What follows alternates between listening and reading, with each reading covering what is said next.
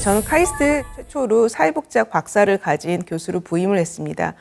대체 카이스트에서 그러면은 사회복지학 전공을 한 사람이 어떤 연구를 하고 어떤 수업을 할까 궁금해 하실 수 있을 것 같아요. 저희 연구실은 그 카이스트 최초의 고령사회 사회복지 기술 정책을 연구하는 사회실험실입니다. 저희가 하는 연구는 사회적 약자의 삶을 개선하는 데 초점을 맞추어서 현재 그리고 새롭게 출현하는 사회 문제에 대한 해결 방안을 찾고자 증거 기반 정책 수립을 기여하고 있습니다. 제가 하는 수업 중에서 이제 QLT랑 사회 정책이 수업이 있는데 삶의 질 기술이란 거는 보통 사람들이 장애인을 위한 보조기기 이런 이해들이 많은데 사실 그보다 좀 더 폭넓은 개념으로 여러 가지 조건에 있는 그 환경에서 그 삶의 질을 증진시키는 기술을 QLT라고 합니다.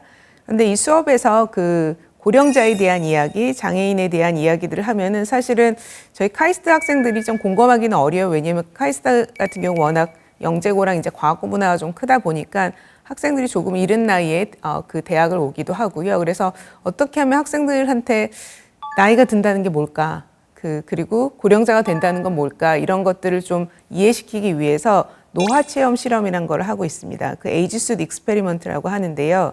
노화체험복을 입으면 마치 내가 80대가 된 경험을 할 수 있습니다.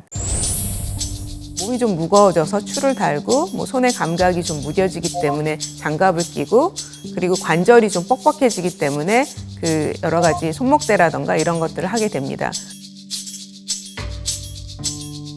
학생들이 이 숫을 입고 이제 그 각각의 미션을 이제 해야 되는데 그 미션은 어떤 거냐면 여러 가지 다양한 디지털 기기를 사용하는 법을 시도해 봅니다.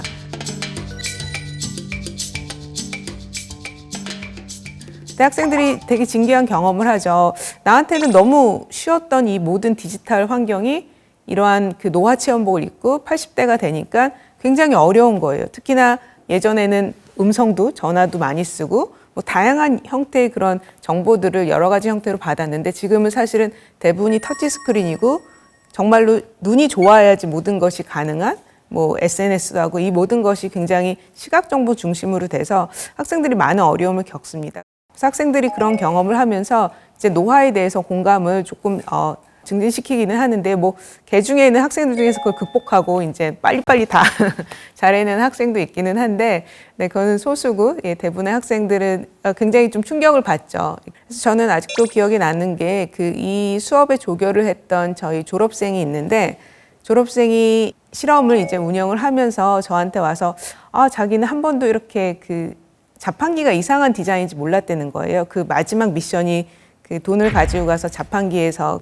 음료 원한 거 이렇게 하나 빼서 먹는 건데 그 학생의 얘기는 만일에 이러한 그 노화라던가 이런 몸의 변화를 알았다면 우리가 자판기 디자인을 다르게 하지 않았을까. 허리를 구부리지 않고도 음료수를 꺼낼 수 있는 방식을 좀 고민해보지 않았을까라는 이야기를 하더라고요.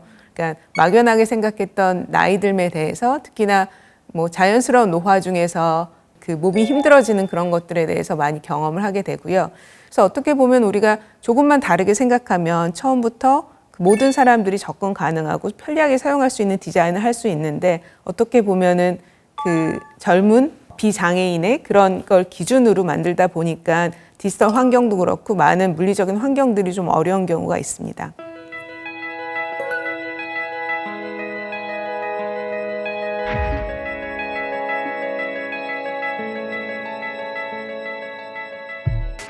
요즘 그 생성형 AI에 대한 관심이 굉장히 높은데요. 저는 이거를 조금 일상생활 기술, 에브리데이 테크놀로지라는 개념에 적용을 해보고 싶습니다. 그 일상생활 기술이란 거는 우리가 독립적인 생활을 하는 데 있어서 반드시 필요한 기술을 이야기하는데요. 이 개념은 사실 유럽에서 시작이 됐습니다. 유럽에서 장애인을 대상으로 보조기기를 이제 개발을 할 때 과연 독립적으로 내가 생활을 하려면 어떤 기술들을 쓸 수 있어야 되는가를 이제 연구한 건데요.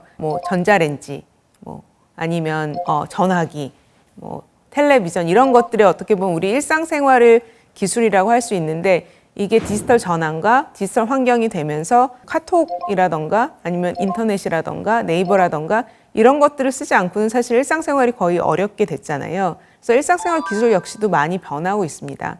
지금 고령자분들이 키오스크 사용 굉장히 많이 어려워하시잖아요. 터치스크린이랑. 그 기술이란 것도 어떻게 보면은 언어랑 되게 비슷한데요. 영어를 배우는 것처럼 지금 고령자분 입장에서는 아날로그 사회에 있다가 디지털 사회로의 변화는 나는 평생 동안 한국어만 쓰고 살다가 나이가 많이 들어 7, 80대가 되니까 갑자기 영어를 써야 되는 사회로 변하는 거랑 같습니다. 그것처럼 어떻게 보면 새로운 기술들이 점점 복잡해지는데 이거를 배우는데 그 기회가 많지는 않거든요. 그렇게 되면은 계속 낙후될 수밖에 없고 일상생활이 어려워지고. 근데 저는 이러한 환경에서 생성형 AI가 어떻게 보면은 조금 사회적 약자를 인파워하는 데 사용이 될 수 있다라고 생각이 드는데요. 대표적으로 그 오픈 AI가 이번에 멀타이모달 그 AI를 처음 홍보를 할 때 시각 장애인 분이 택시를 부르는 장면을 보여줬어요. I think I'll hail it to get home. Yes, I spotted one just now. It's heading your way on the left side of the road. Get ready to wave it down.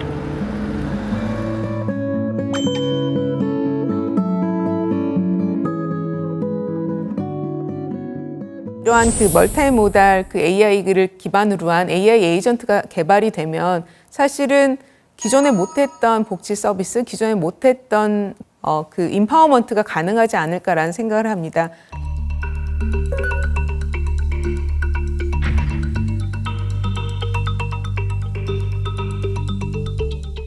사회복지 영역에서도 어떻게 하면은 기존에 있던 서비스의 질을 떨어지지 않으면서도 비용 안에서 그 복지 서비스를 제공할 수 있을까? 그리고 과학기술 이용해서 기존에는 못했던 요즘 복지 사각지대 찾기 이런 이야기들이 많은데요.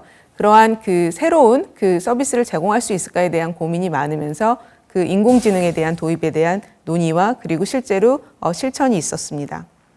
예를 들어서 흔히 요즘 자동화된 결정이라는 이야기를 하는데 뭔가 의사결정을 하는데 그 적용이 되기도 하고요. 그리고 교통 같은데 우리가 매일 타는 버스라던가 지하철 안에도 어떻게 보면 예측 알고리즘이 많이 포함이 되어 있고요. 그리고 범죄를 예방하고 그리고 환경 관련 관리를 하는 데 있어서도 많이 적용이 되고 있습니다. 공공영유에서 AI가 적용된 그 대표적인 사례 중에 하나는요. 아동학대 관련된 그 예측의 알고리즘이 활용된 사례라고 할 수 있겠습니다.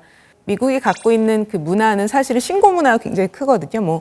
옆집에 이상한 소리만 내도 좀 신고를 해보고 이렇게 신고하는 문화가 많은데 기관에서는 신고를 너무 많이 받는 거예요. 그러면 신고가 들어왔을 때 그 신고를 건 사람과 관련된 정보가 쫙 올라오는 거죠. 그러면서 위험도가 0에서 10까지 보여줍니다. 빨간색으로 갈수록 위험도가 높은 거니까 우선순위를 가지고서는 가서 이제 경찰이나 사회복지사가 확인을 해야 된다. 이런 것들을 판단하는 건데요.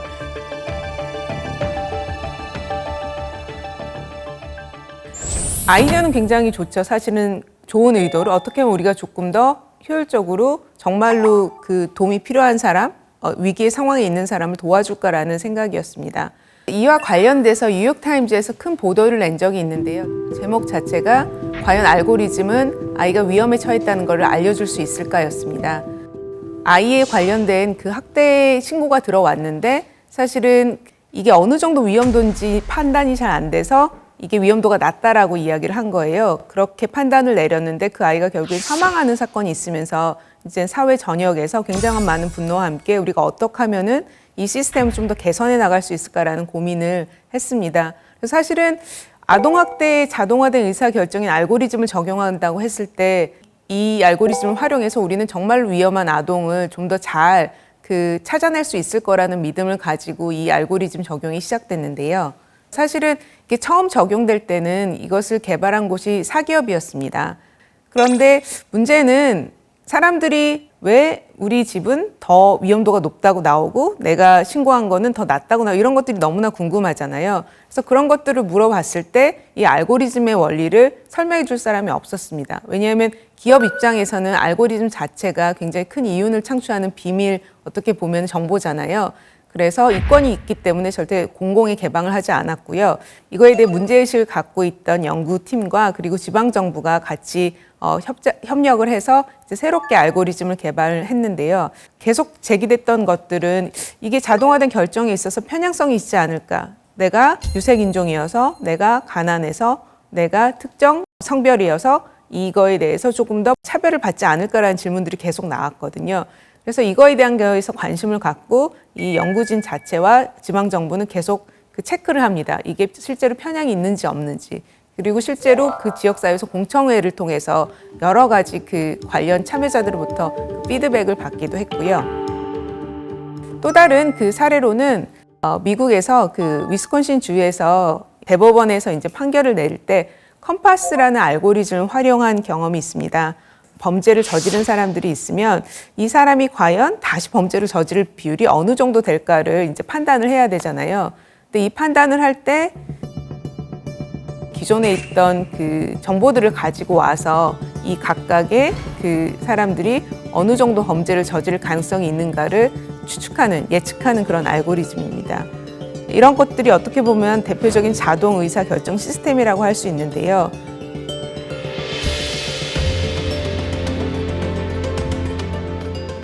그런데 이 알고리즘이 갖고 있는 바이어스에 대한 편향의 문제를 그 미국 비영리 언론사에서 이제 크게 보도를 한 적이 있습니다.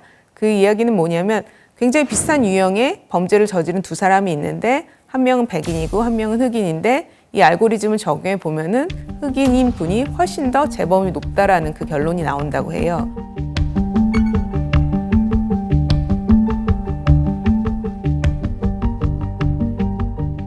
이것이 가능했던 거는 사실은 미국 같은 경우에서는 난프라핏이라는 비영리 조직이 굉장히 크기 때문에 어떻게 보면은 시장에서의 그 독립성을 가지고 이걸 항상 견제하는 AI에 대해서 끊임없이 확인하고 이거에 대해서 그 제보할 수 있는 그런 시스템이 갖춰져 있기 때문인데요.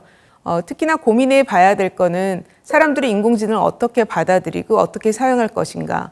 그리고 인공지능에서 갖고 있는 편견이라든가 프라이버시 문제라든가 아니면은 그 인공지능에서의 배제 문제들 이런 것들이 사실은 인공지능이 사회에서 적용되는 데 있어서의 넘어야 될 산이라고 할 수 있겠습니다.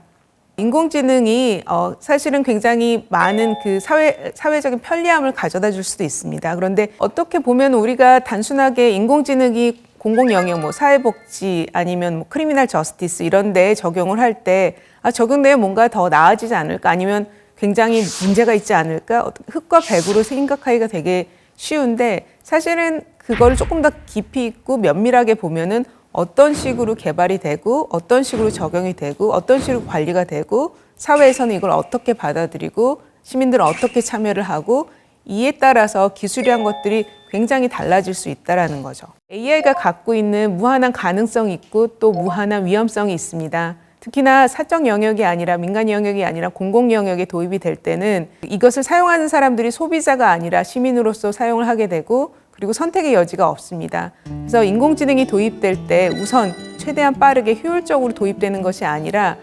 사람들과의 그 소통 그리고 그걸 개발하고 실천하고 그거를 시행하는 단계에 있어서의 그 신중함이 무엇보다 중요하다고 생각합니다.